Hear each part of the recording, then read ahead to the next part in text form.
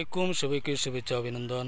আমি এই মুহূর্তে আছি মাননীয় কৃষিমন্ত্রীর বাড়িতে যাওয়ার যে সড়কটা এমপি বাড়ির সড়ক বলে পরিচিত, এই সড়কটির পাশেই সুন্দর একটি কবরস্থান, যেটা আপনাদেরকে না দেখিয়ে পারলাম না, দেখানোর জন্যই কিন্তু আজকে এখানে দাঁড়ানো। প্রথম অবস্থায় আপনাদেরকে বলে রাখি, এই যে কবরস্থানের যে দেওয়ালটা আছে, দেওয়ালের লেখনীটা সুন্দর সুন্দর বাণীগুলো লিখে রাখা হয়েছে, যেগুলো মানুষের অনেক উপকারে আসতেছে। পথচারী যারা আমি দেখছি অনেকে গভীর মনে এই লেখাগুলো পড়তেছেন। কবর জিয়ারতের দোয়া, তারপরে কবরে মাটি দেওয়ার দোয়া, লাশ কবরে রাখার দোয়া ইত্যাদি বিভিন্ন আল হাদিস কোরআনের উদ্ধৃতি দিয়ে বাণীগুলো লেখা হয়েছে। কবরের স্থানের এই গেটটি কত সুন্দর একটি গেট। আর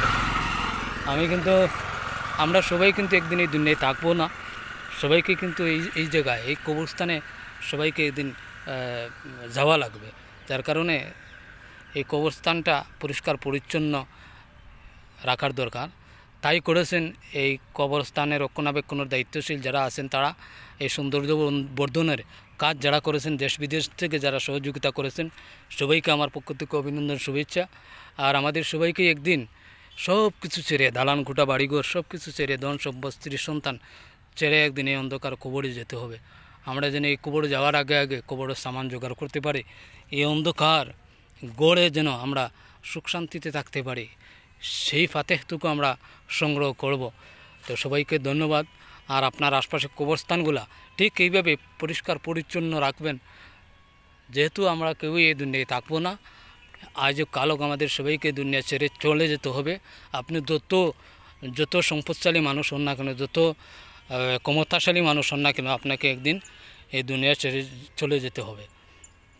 তাই আপনারা আপনার বাড়ির পাশের কবরস্থানকে ঠিক এইভাবে একটু সুন্দর করবেন, সৌন্দর্য বর্ধনের এগিয়ে আসবেন।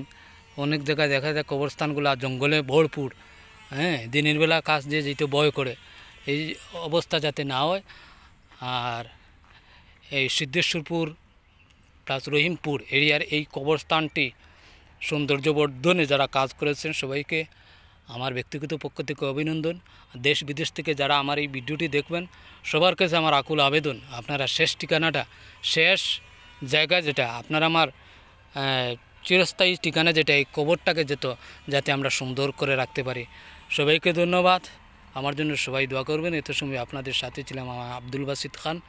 আমি একজন নির্যাতিত মানুষ, মরে গেলে আমার জন্য সবাই দোয়া করবেন।